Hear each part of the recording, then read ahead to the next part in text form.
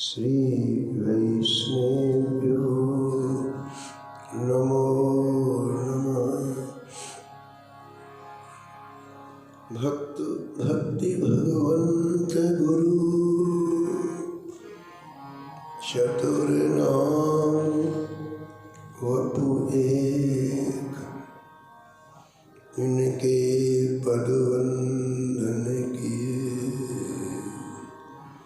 नासत विघ्न अनेक।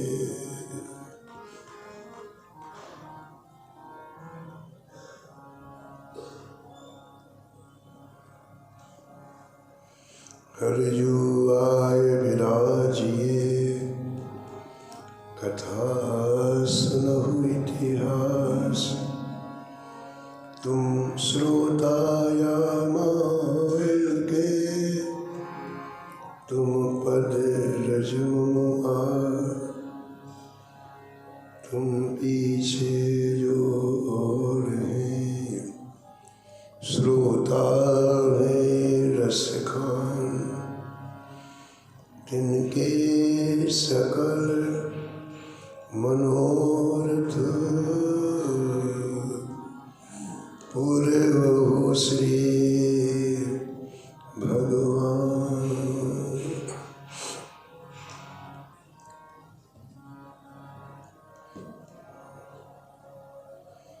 राधे राधे गोविंद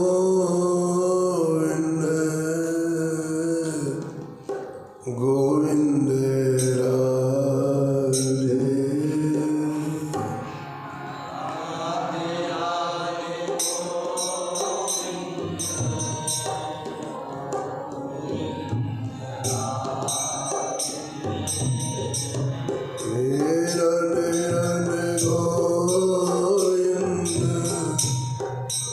गोविंद राधे।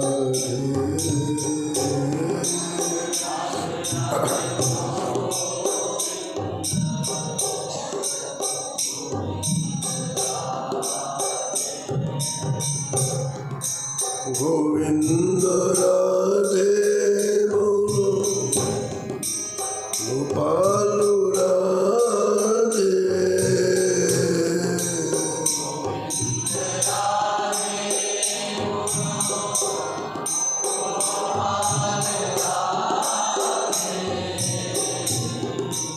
गोविंद राधे गोपाल राधे।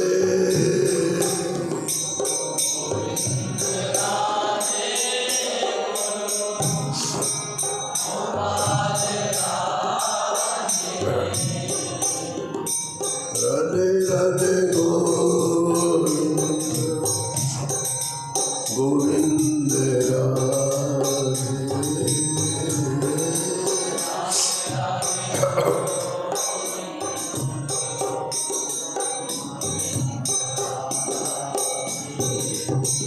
हे राधे राधे गोविंद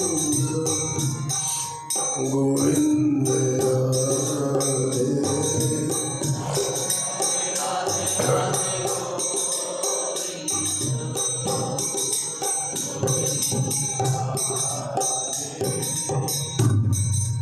गोविंद राधे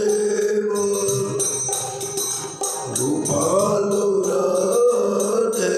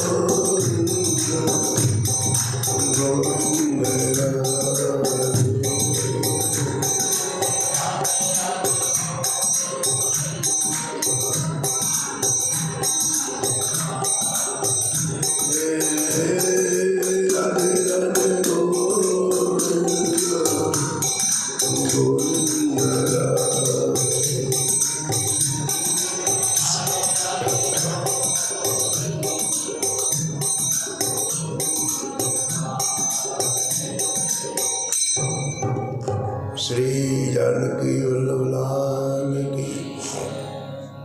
श्री मंगलमूर्ति हनुमान जी महाराज की। सपरिकर श्री भक्तमाल जी की। सब संत भगवान की। श्री स्वामी अग्रदास जी महाराज की। श्री नाभाजी महाराज की। श्री प्रियादास जी महाराज। श्री वृंदावन धाम की। श्री बांके बिहारी लाल की। श्री राधा वल्लभ लाल की। श्री गिरिराज जी महाराज की। श्री यमुने महारानी। श्री राम नाम महाराज श्री महाराज जी के। जय जय श्री राधे।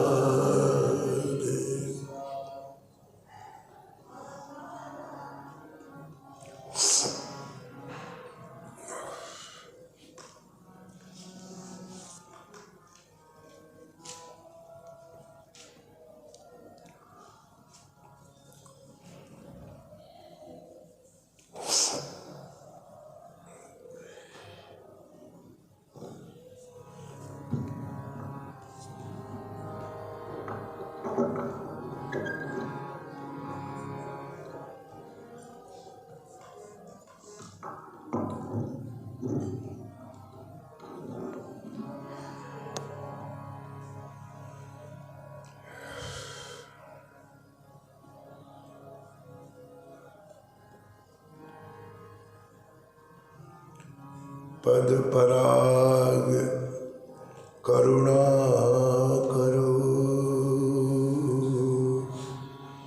जे नियंता नौधा भगति के। पद पराग करुणा करो जे नियंता नौधा भगति के।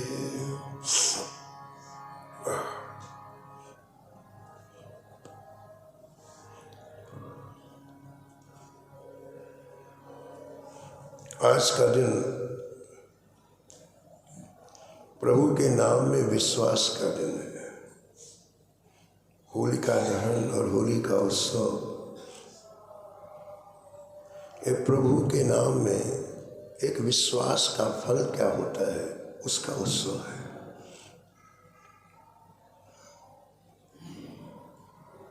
आप लोगों ने श्रीमद् भागवत में श्रवण किया है।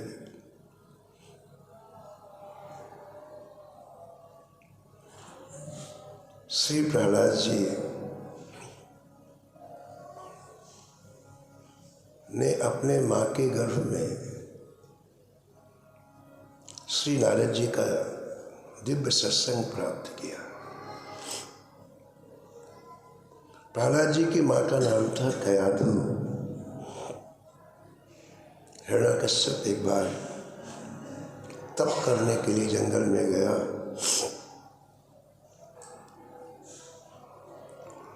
स्वर्ग में देवराज इंद्र ने हिरण्यकश्यप की राजधानी में आकर के कयाधु का अपहरण कर लिया और आकाश मार्ग से स्वर्ग ले जाने लग गए। संयोग ऐसा कि नारद जी महाराज वहां से आ रहे थे।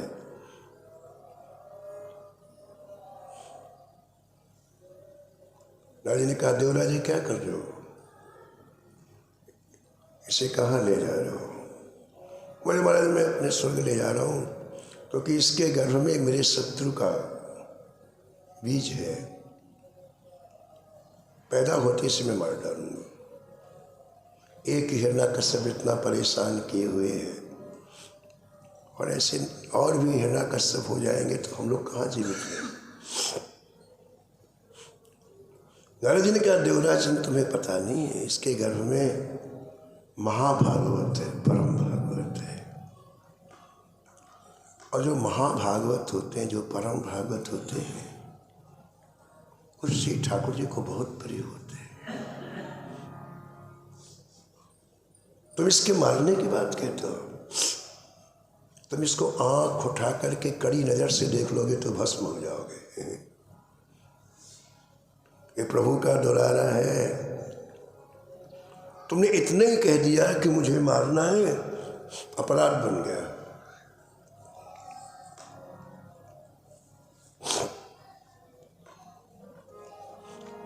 इसलिए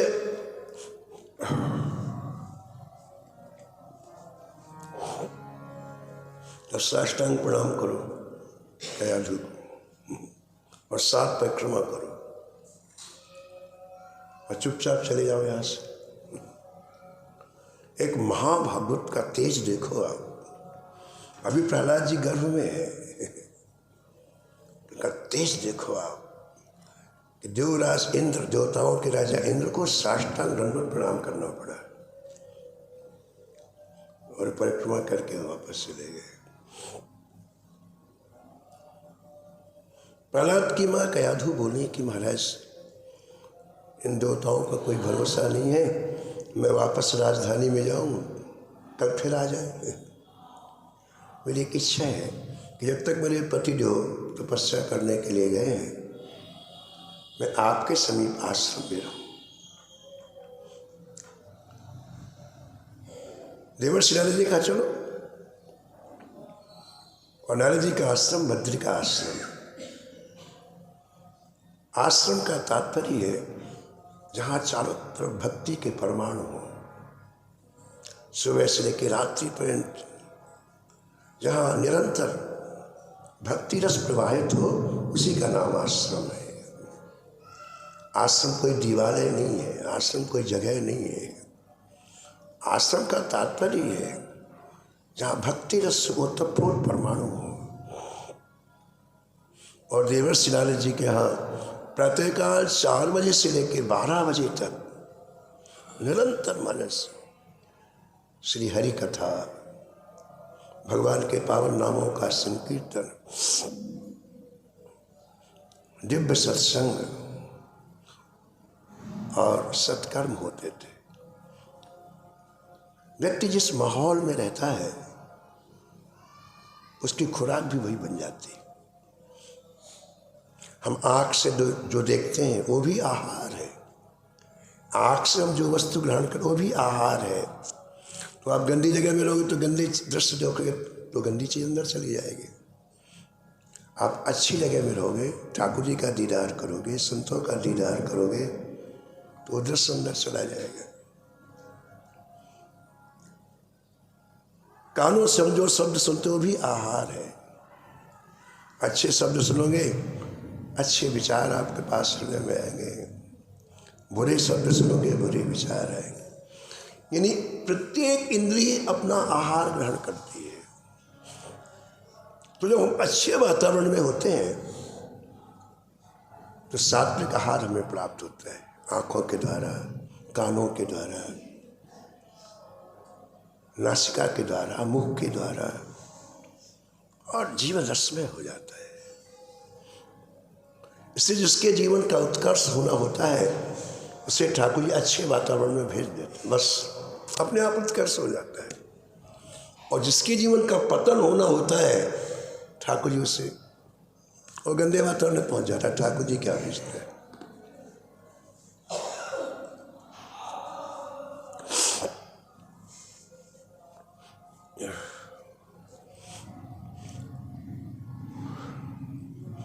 तो प्रहलाद जी की माँ कयाधु श्री नारद जी के आश्रम में रहने लग गई और सुबह से रात्रि तक उन्हें दिव्य सत्संग प्राप्त होने लगा। समय आने पर महाराज कयाधु वापस चली गई। प्रहलाद जी का जन्म हुआ।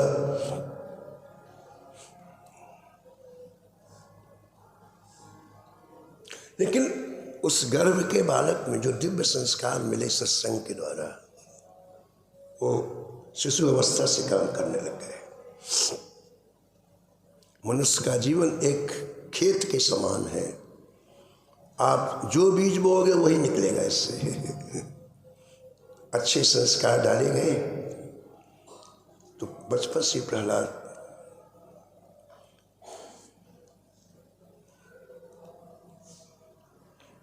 की चित्तवृत्ति से ठाकुर जी में लग गई। पिता ने पढ़ने के लिए भेजा, वापस आए, हिरण्यकश्यप ने गुरुपुत्रों से पूछा, इसको क्या पढ़ाया है बताओ। पहला तुम्हें गुरुजी ने क्या पढ़ाया सुनाओ।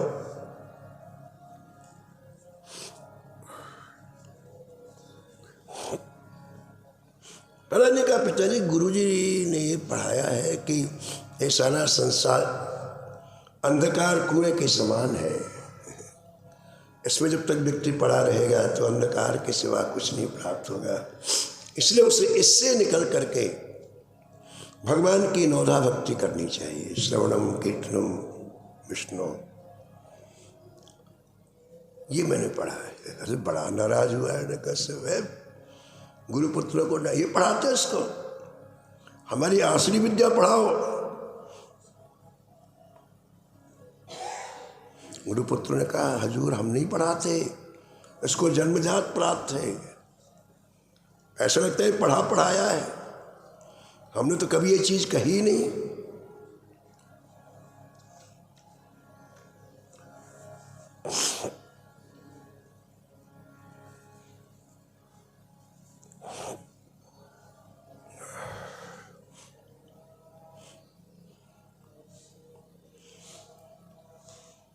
समझा बुझा करके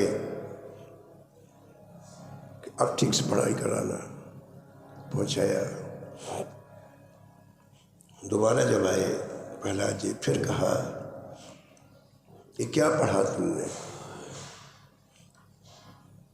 उन्होंने कहा, पिताजी आवा, ये जो भवा टवी है, बार बार जन्म लेना, बार बार मरना, इससे बचने का एक ही उपाय है कि व्यक्ति भगवान की शरण ले ले।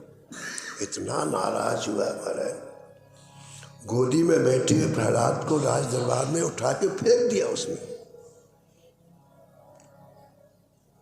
और चीख करके बोला, सैन को मार डालो इसे मेरे सामने, हन्यताम हन्यताम।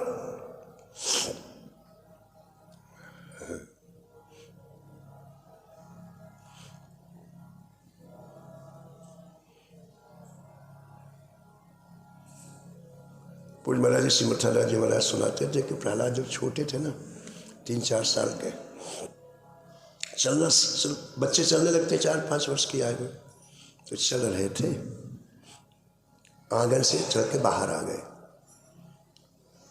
बाहर बच्चों को मन रहता ना कहीं देखें कुछ, तो महल से थोड़ा आगे गए, जब छोटी गली जाती थी से नीचे महल के बगल से, उसमें मुड़ गए तो क्या देखा कि एक बूढ़ा व्यक्ति रो रहा है। तो बच्चों का हृदय बड़ा करुणावान होता है क्योंकि निर्मल होते हैं ना। तो प्रहलाद जी खड़े हो गए, बोले बाबा क्यों रो रहे हो। तो उस व्यक्ति ने कहा, राजकुमार जी मैं जाति का कुम्हार हूँ, मेरा काम है मिट्टी के घड़े बनाना और उन्हें बाजार में बेचना, उससे जीवन निर्वाह करना। राजकुमार जी कल मैंने मिट्टी के घड़े बनाए और उन्हें पकाने के लिए आवे में रखा, आवे की अग्नि में घड़े पकते हैं। और रात में हमने काम किया, बहुत थके हुए थे, हमें ध्यान था नहीं, एक कच्चे घड़े में बिल्ली ने बच्चे दे दिए थे और भूल से वो बच्चे वाला घड़ा भी हमने आग में रख दिया। तो रात में तो ध्यान आया नहीं, थके थे, लेकिन अभी जब मैं सुबह सो के उठा तो मुझे ध्यान आया, अरे राम राम, वो बिल्ली के बच्चे आग में जब मरेंगे तो कितना कष्ट होगा, नवजात कोमल, उनको जो ताप मिलेगा, जो कष्ट मिलेगा, उसका स्मरण करके मैं रो रहा हूं कि मैंने कितनी गलती की। बिल्ली के 4 बच्चे थे उसमें, जब आग में वो जलेंगे तो कितना कष्ट होगा, इसकी कल्पना होते ही मैं बहुत रो रहा हूँ। मेरे हृदय में बड़ा कष्ट हो रहा है राजकुमार जी। तो महाराज जी कहते थे कि उन्होंने पूछा छोटे से प्रहलाद ने, इनके बचने का कोई उपाय है? आग लग चुकी है, पूरी रात आग लगी है, घड़े के अंदर नीचे से भी आग, ऊपर आवा, ऐसा होता है चारों तरफ से आग रहती है, कोई बचने का उपाय है? तो कुम्हार धीरे से बोला, महाराज मैंने सुना है कि भगवान का नाम चाहे तो बचा सकता है। संतों से मैंने ऐसा सुना है कि भगवान का नाम चाहे तो बिल्ली के बच्चों को बचा सकता है। तो राजकुमार जी बोले, जब तुमको पता है कि भगवान का नाम बिल्ली के बच्चों को बचा सकता है तो तुम नाम लो, रोते क्यों हो? क्या है? ये व्यक्ति सो रहा है, मोह निशा सब सोव निहारा, देख है स्वप्न अनेक प्रकारा। हम सब सो रहे हैं, मोह की रात्रि में सो रहे हैं, और मोह की रात्रि में अनेक तरह के स्वप्न देख रहे हैं, ऐसा हो जाएगा, ऐसा हो जाएगा, ऐसा हो जाएगा। लेकिन स्वप्न वाला व्यक्ति यथार्थ में कुछ नहीं कर सकता। तो हमें जगाने के लिए कोई महापुरुष आते हैं और हमें जगा देते हैं। प्रहलाद जी ने कहा, जब तुमको दुख है, कष्ट है, तो तुम राम राम करो, रोते क्यों? हाँ ठीक है। तो राजकुमार जी ठीक कर, अब मैं नहीं रोऊंगा, अब मैं बैठ के राम राम करता हूँ। प्रहलाद ने कहा, देखो एक घड़ी तुम कब निकालोगे? बोले हजूर 3 दिन के बाद निकालेंगे, 3 दिन में पक जाएंगे, मुझे बुला लेना।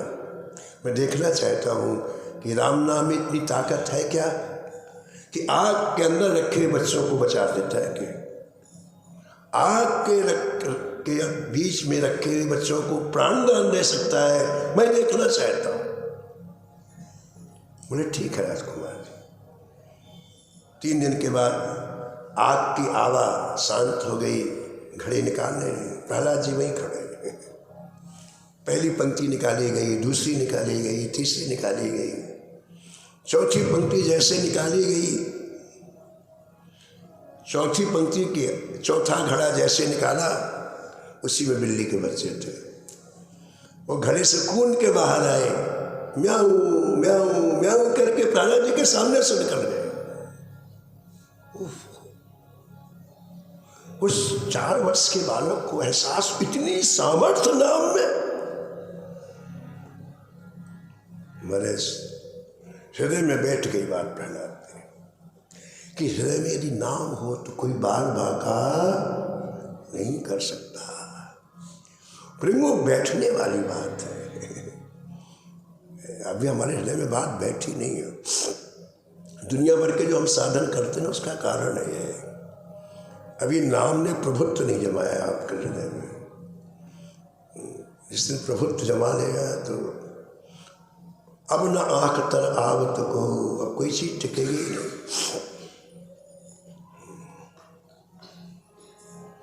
बस प्रहलाद जी उसी दिन से अहर्निश राम राम राम राम राम।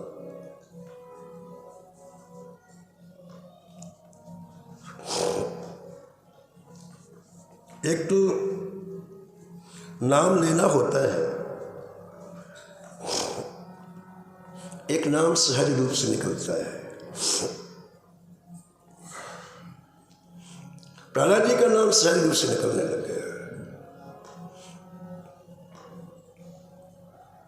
हिरण्यकश्यप ने इतनी यातनाएं दी,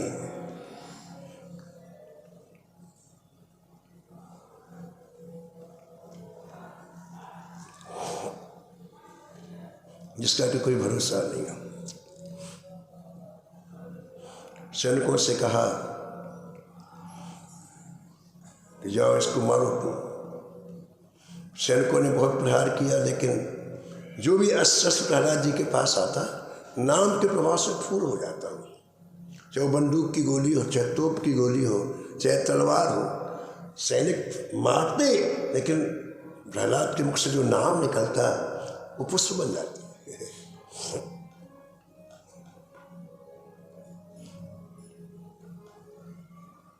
जिस विद्यालय में प्रहलाद जी पढ़ते थे उसमें 75,000 विद्यार्थी थे।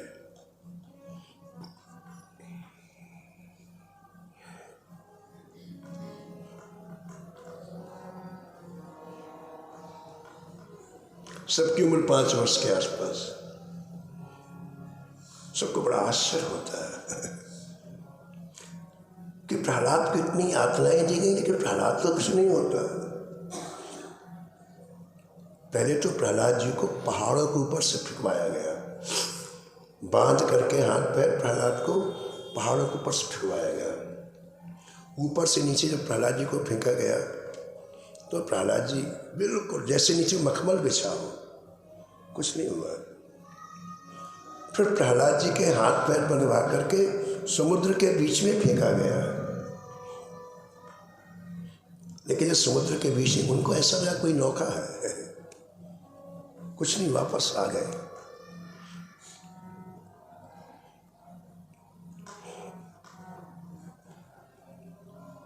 न जाने कितने उपाय किए गए प्रहलाद जी को मरवाने के लिए, लेकिन प्रहलाद जी को कुछ नहीं हुआ। जाको राखे साइया मार सके ना कोई, बार न बाको हो सके जो जग बैरी होए।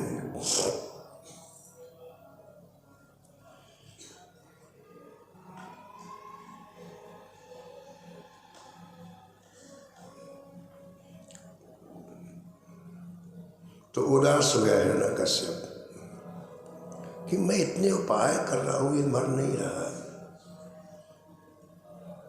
क्या करूं। तो अपनी पत्नी को बुलाया, कयाधु को बुलाया, कहा यदि तुम पतिव्रता हो तो मेरी आज्ञा मानो, ये मैं विष दे रहा हूं, अपने हाथ से प्रहलाद को पिलाओ। अपने हाथ से प्रहलाद को ये विष पिलाओ। अब क्या करें बताओ, कयाधु क्या करे। उसने साफ कह दिया यदि तुम पतिव्रता हो तो मेरी आज्ञा का पालन करो, इस विष को अपने हाथ से इसको पिलाओ। और आखिर महाराज माँ को अपने हाथ से प्रहलाद को विष पिलाना पड़ा,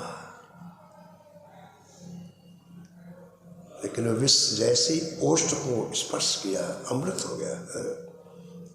गरल सुधा रिपु करय मिताई, गरल सुधा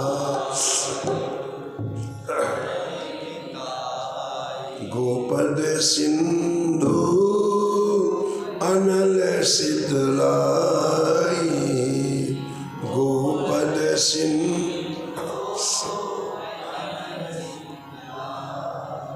गरुड़ सुमेरु रेणु समुदाई,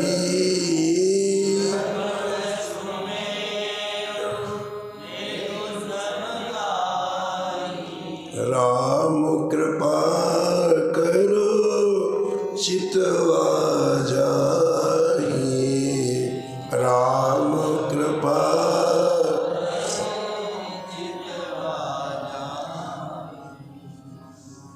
तो वो विष कुछ नहीं कर पाया। विष्णु पुराण में लिखा है, विष्णु पुराण एक ग्रंथ है, उसमें लिखा है कि हिरण्यकश्यप ने एक कोठरी में बड़े विस्तर सर्पों को इकट्ठा कराया और कहा कि हाथ पैर बांध करके इसे इस कोठरी के अंदर डाल दो। बड़ी विशाल सर्प, छोटे से बालक को हाथ पैर बांध करके उस कोठरी में डाल दिया गया। और बड़े बड़े विशाल सर्प खूंखार प्रहलाद के शरीर को लपेट लिया उन्होंने। और विष्णु पुराण में लिखा है कि जब वो अपने विष भरे दांतों को प्रहलाद जी के शरीर में चुभोने लग गए, गड़ाने लग गए, काटने लग गए, तो भगवान ने प्रहलाद जी के शरीर को वज्र का शरीर बना दिया, जैसे लोहे का शरीर होता है। तो जैसे वो अपने दांतों को काटने के लिए गड़ाते शरीर में, अब लोहे में दांत पटकोगे तो क्या होगा बोलो, उसके दांत ही टूट जाते हैं। जितने सर्प थे सबके विष वाले सब दांत टूट गए, लेकिन प्रहलाद जी को कुछ नहीं हुआ। सुबह कोठरी खोली गई, प्रहलाद जी वैसे के वैसे। जब सारे प्रयास विफल हो गए प्रहलाद जी को मारने के लिए, तो उसकी बहन आई, हिरण्यकश्यप की बहन, हिरण्यकश्यप की बहन आई। कहा भैया इतने उदास तो मैंने कभी नहीं देखा, आप इतने उदास क्यों? हिरण्यकश्यप ने कहा अरे मैंने इस प्रहलाद को मारने के लिए पूरे उपाय कर लिए, मर नहीं रहा, अभी मुझे मारेगा। अरे भैया हम जिसके साथ शत्रुता का व्यवहार करेंगे तो करेंगे। जब मेरे मारने से नहीं मर रहा है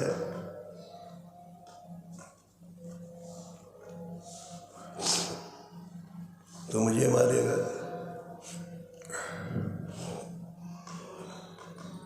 हिरण्यकश्यप की बहन का नाम था ढूंढा। ढूंढा ने कहा भैया बिल्कुल तुम चिंता छोड़ दो, आज मैं इसे मार दूंगी। तो सुनते बड़ा कुछ, कैसे मारेगी? बोले भैया तुमको पता नहीं है, मैंने एकांत वन में बहुत तपस्या की, तपस्या से प्रसन्न होकर के ब्रह्मा जी प्रकट हो गए और प्रकट होकर के मुझे एक वस्त्र प्रदान किया और कहा इस वस्त्र को यदि तू ढक करके शरीर में कैसी भी प्रज्वलित अग्नि में जा, अग्नि तुम्हें जला नहीं पाएगी। भैया वो वस्त्र मेरे पास है, आज ही आपके आंखों के सामने मैं प्रहलाद को लेकर के जलती हुई अग्नि में प्रवेश कर जाऊंगी, प्रहलाद मर जाएगा और आपकी समस्या का समाधान हो जाएगा।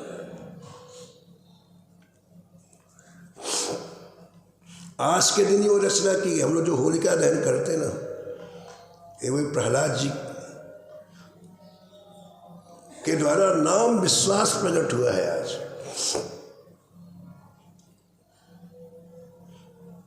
हिरण्यकश्यप बहुत खुश हो गया, हजारों कुंटल लकड़ी मंगवाई उसने, हजारों, और अपनी बहन से कहा मैं अपनी आंखों से जलता हुआ देखना चाहता हूँ। इसी का नाम द्वेष है। जब आपका किसी से द्वेष हो जाता है तो कितना कठोर हृदय हो जाता है आपका। देखो अपनी आंखों से आप किसी को मरवाना चाहते हैं, मरता हुआ देख, तब आपको खुशी होती है। बताइए कितना क्रूर हृदय हो जाता है। द्वेष सबसे खराब चीज है। शास्त्रों में लिखा है कि बड़े बड़े पाप करने वाले को नरक में वो कष्ट नहीं भोगने पड़ते, जो किसी से द्वेष करके मरता है उसे जो भोगना पड़ता है। कभी किसी से द्वेष ना करो। यदि अकारण किसी ने आपका कोई अनिष्ट कर दिया तो आप भगवान का स्मरण करके ऐसा मानो पूर्व जन्म में हमने इसका कुछ किया होगा, उसने बदला ले लिया। लेकिन किसी के ऊपर द्वेष रख करके कभी जीवन मृत्यु हो जाए ऐसा मत करना, नहीं कई जन्मों को बिगाड़ देगा वो देश।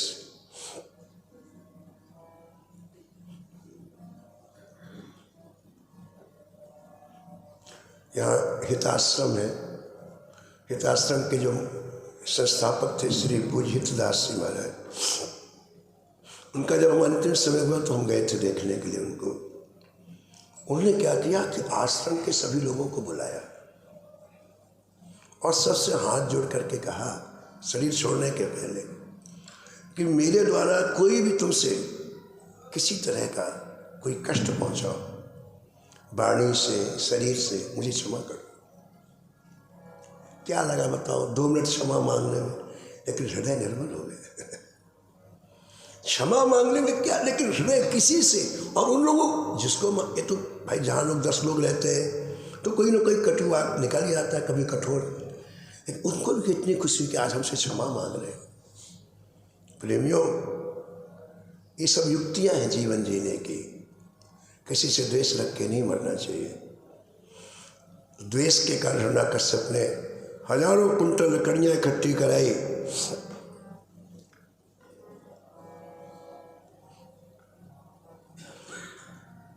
अब इनकी बहन, इनकी बुआ जी लगी प्रहलाद जी, बुआ जी आई, कहा बेटा बहुत दिन से उसको गोद में खिलाया नहीं, आ तो तुझे गोद में खिला लूं। इतने सीधे साधे प्रहलाद जी दौड़ के पहुंच गए, गोद में लिया और सीधी जहां भयंकर लकड़ियां इकट्ठी की गई थी उन लकड़ियों में बैठ गई प्रहलाद जी को, इशारा किया हिरण्यकश्यप अब आग लगवा दो। ओ महाराज, सूखी लकड़ियां चारों तरफ से आग लगा दी गई, भयंकर आग की लपटें। ये जो होली है ना, होली का वो बहन जी ही है, होली के अंदर प्रहलाद जी को लेकर बैठी है, जो लकड़ियां जलती रहे होली के दिन।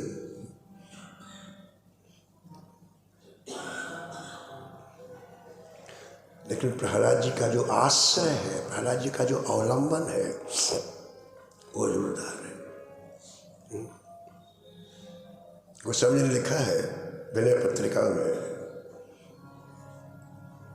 राम राम जपो जिया सदा सानुराग रे, राम राम जप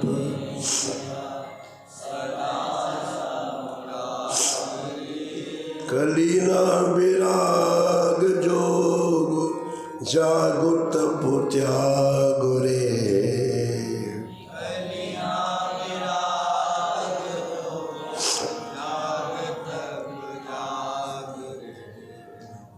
राम राम जप जिया सदा सानुराग रे,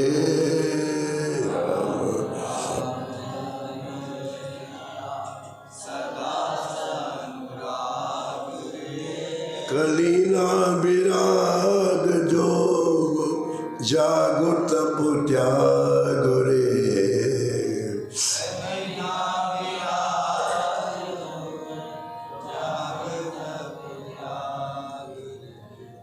भलो भली भांति है जो मेरो कहो मानी है,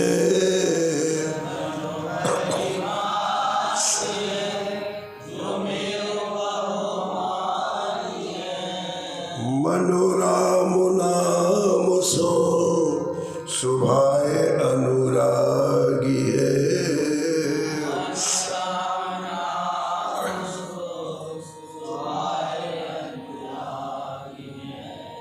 गोस्वामी जी कहते हैं मेरा कहना मानो, स्वाभाविक रूप से नाम से प्रेम करो। आप स्वाभाविक, प्यास लगती है तो पानी अच्छा लगता है, ये स्वाभाविक है, कोई प्रयास थोड़ी करना पड़ता है। भूख लगती है तो भोजन अच्छा लगता है, ये स्वाभाविक है। ऐसे नाम से स्वाभाविक प्रीता करो आप। राम नाम को प्रभाव जानी जुड़ आगी है,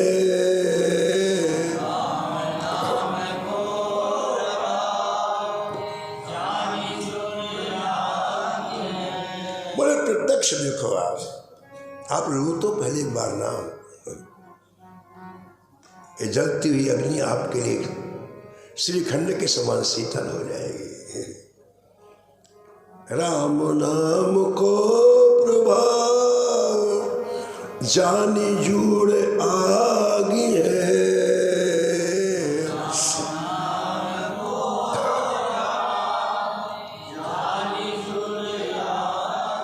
सहित सहाय कलिकाल भीर भागी है,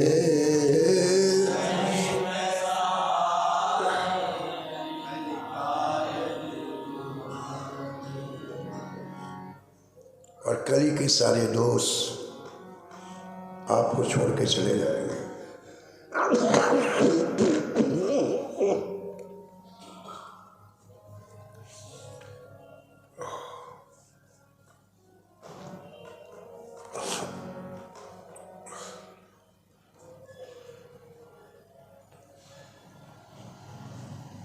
तो जलती हुई अग्नि चारों तरफ से लपटें निकलने लगी अग्नि में। बहुत खुश हो रहा है हिरण्यकश्यप, मरा है, शत्रु इतने दिन से परेशान कर रहा, बहुत खुश हुआ।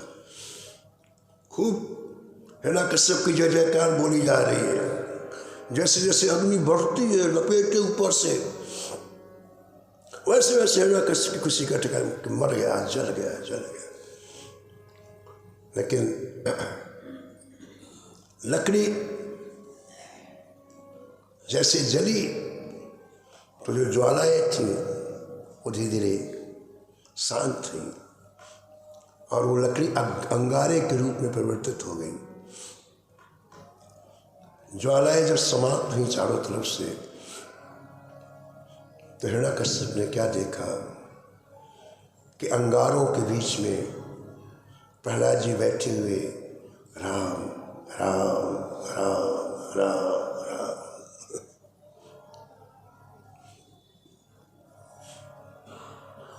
बुआ जी का पता नहीं कहाँ गई।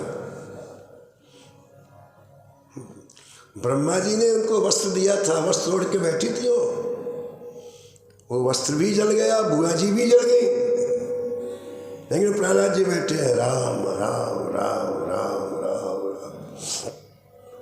अरे हिरण्यकश्यप ने माथा ठोका, इसको अंगारों के बीच में इसको ये आग जला नहीं रही है, कितना खुश बैठा है।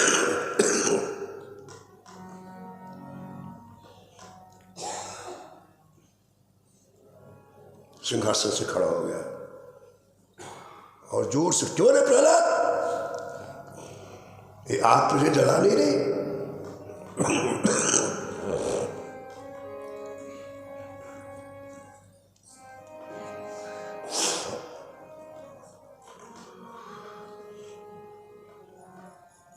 प्रहलाद जी ने कहा, पिताजी उतनी दूर से क्यों पूछते हो, पास में आओ। हाथ लगा के देखो कितनी शीतल है ये आग, कितनी ठंडी है आग, हाथ लगा के देखो। अरे तूने क्या खा लिया है, क्या पी लिया है, तुझे आग नहीं जलाती? पिताजी वो छिपी हुई चीज नहीं है, कोई भी उसको ले सकता है, कोई भी उसको पी सकता है। क्या है वो? प्रहलाद जी बोले, राम नाम संजीवनी चेन मनस प्रविष्टा, राम नाम संजीवनी चेन मनस प्रविष्टा, हलाहलमुआ प्रलयानलमुआ मृत्योर्मुखमुआ विसता मुकुतो भी। पिताजी मैंने राम नाम रूपी संजीवनी बूटी खा ली है।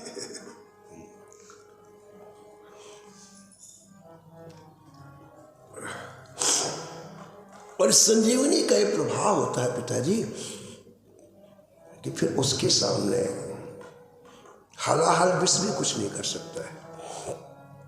सबसे तीव्र विष होता है जो समुद्र से निकला था, हलाहल, जिसे भगवान शंकर ने पान किया था, राम नाम के बल पर पान किया।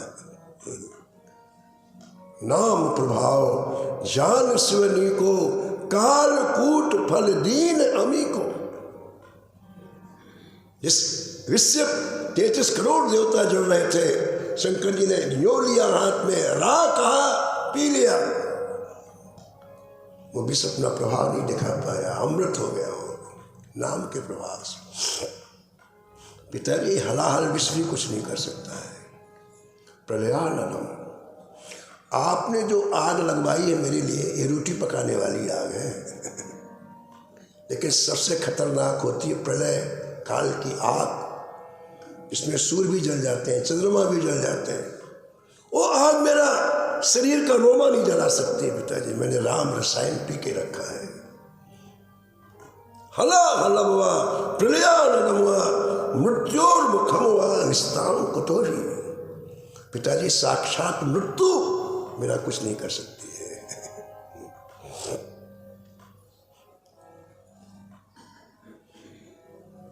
प्रहलाद जी का नाम विश्वास स्मरण करने के लिए आज हम लोग होली का उत्सव मनाते हैं। रात्रि में होली जलाई गई और आज लोग उत्सव मनाते हैं।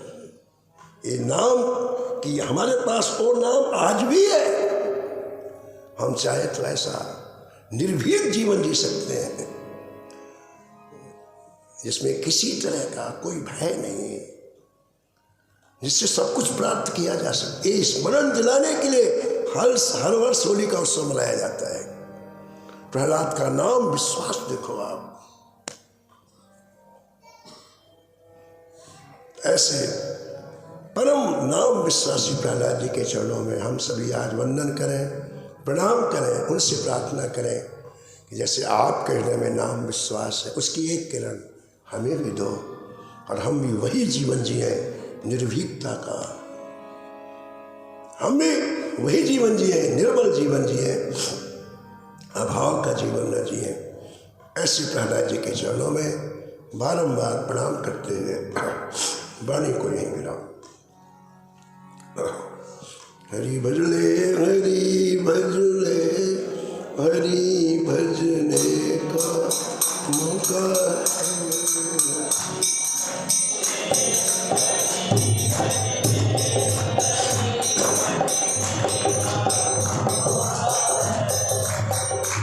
भजले, हरि भजले, हरि भजले का मौका है।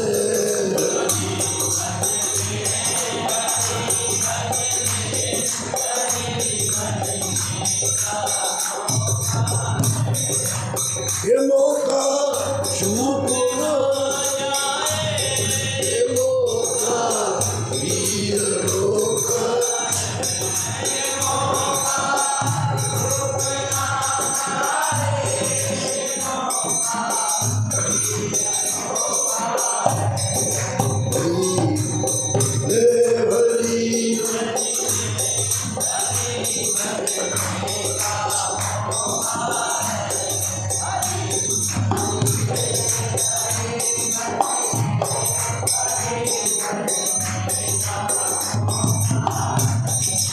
नमो नमो श्री हरिकृष्ण।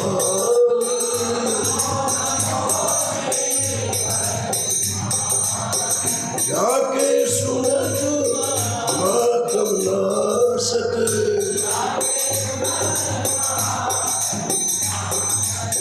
और जल कतरा धारण दुलार,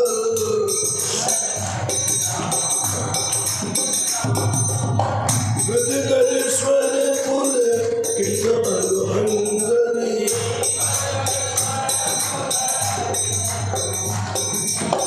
लोचन बरसत सुवन लाल,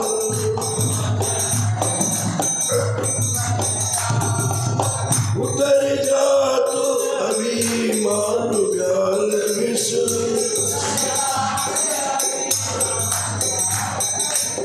लेते जीवाय सुरस बेनिकार,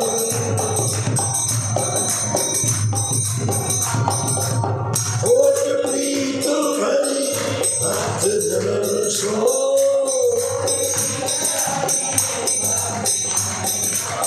लेते शीघ्र हटि शरण प्रचार,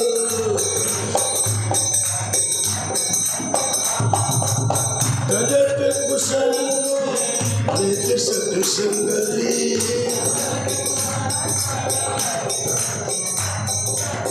भाग्य जगत को अद्भुत भार,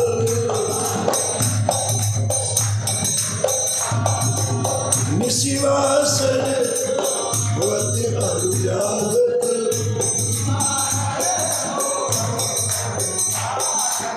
रोम रोम हुए जगत निहार, श्री अग्र नारायण सिद्धिया प्रिया,